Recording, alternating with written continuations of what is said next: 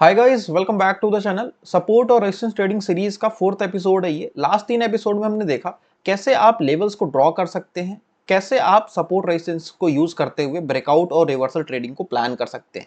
Now जब भी आप सपोर्ट रेजिस्टेंस को यूज करके ब्रेकआउट या फिर रिवर्सल ट्रेडिंग प्लान करते हैं, आपको मल्टीपल टाइम फेक ब्रेकआउट देखने को मिलता है। अभी उनसे कैसे आप बच सकते हैं, कैसे अवॉइड कर सकते हैं, ये हम देखने वाले हैं। ध्यान से देखना, काफी इंपॉर्टेंट वीडियो। देखिए, हर एक केस में अगर मैं बोलूं कि फेक ब्रेकआउट से नहीं बचा जा सकता है, लेकिन अगर आप कुछ प्रिकॉशन यूज करते हैं एक ब्रेकआउट ट्रेड में एंट्री करने से पहले, कुछ आप अपने पॉइंट्स बना लेते हैं जिनको आप देखते हुए एंटर करेंगे, तो काफी हाई चांसेस होते हैं कि आप उन ब्रेकआउट्स को, फेक ब्रेकआउट्स को अवॉइड कर पाएंगे।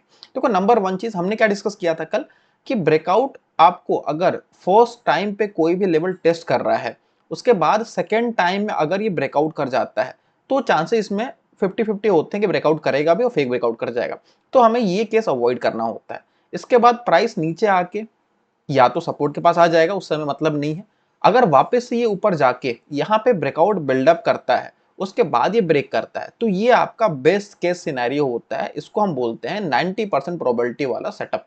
यहाँ पे हम 90% चांसेस होते हैं कि ब्रेकआउट फेल नहीं करेगा, यूजुअली नहीं करता है, ऐसा देखा जाता है। नाउ लोग गलती क्या करते हैं, मैं आपको एक एग्जांपल देता हूं। मान लीजिए ये वाला जो लेवल है, एक बार यहाँ पे आपको टेस्ट होता दिखा हुआ है, ठीक है। प्राइस ये ऊपर गया यहाँ पे, और यहाँ से ये नीचे आता है किसी भी वजह से, उसके बाद फिर डायरेक्टली यहाँ आ जाता है। अब ऐसे केस में अगर ये इस लाइन में ही इसको ब्रेक करे, तो यहाँ पे हम बिल्कुल अवॉइड करेंगे ट्रेड। ये जो मोमेंटम होता है ना, इसको हम बोलते हैं पैराबोलिक मूव। अभी पैराबोलिक मूव के साथ कोई भी लेवल ब्रेक हो, इधर वो ऊपर हो या फिर नीचे हो, पैराबोलिक मतलब कि बिना किसी रिट्रेसमेंट का एक तो लेवल सब रेजिस्टेंस तक जाए, उसके बाद बिना किसी एक कंसोलिडेशन का डायरेक्टली यहीं से क्रॉस कर जाए। ये अगर कंसोलिडेशन ना हो, डायरेक्टली क्रॉस कर जाए, तो चांसेस बहुत हाई होते हैं कि वापस से घूम के आपका स्टॉप लॉस हिट करके ब्रेकआउट लेवल के अंदर आ जाएगा। तो ऐसे केसेस को अवॉइड करना होता है। कभी भी पैराबोलिक मूव के साथ ब्रेकआउट हो, तो भले ही कितना ऊपर जाए, आपको फोमो होगा जरूर, लेकिन इसको अवॉइड करना होता है, ठीक है। इसका कोई केस नहीं है। सेकेंड थिंग, अगर आप क्वांटिटी मैनेज कर लें अपनी, लेट्स से कि हमने ये वाला केस डिस्कस किया, अभी 80% 90% चांसेस होते हैं ब्रेकआउट फेल नहीं होगा, लेकिन फिर भी 100% तो है नहीं।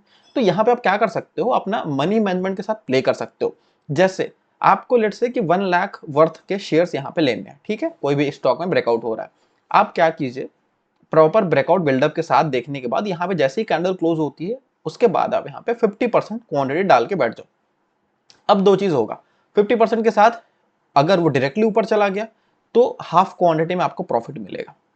सेकंड थिंग क्या हो सकता है, अगर वो डायरेक्टली ऊपर नहीं गया, प्राइस थोड़ा ऊपर गया, वापस से ये रीटेस्ट के लिए आया और फिर ऊपर निकल गया, तो वापस से आप इस पॉइंट पे प्राइस एक्शन को देखते हुए, means higher high higher low को देखते हुए, इस क्वांटिटी को ऐड कर सकते हो।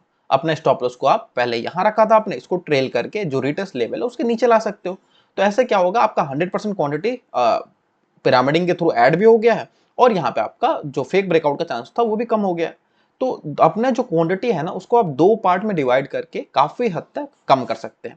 थर्ड पॉइंट आपको क्या ध्यान रखना है, कभी भी ब्रेकआउट का जो लेवल हो ना, उस पॉइंट पे आपको एक इंडिकेटर यूज करना है जिसको हम बोलते हैं वॉल्यूम।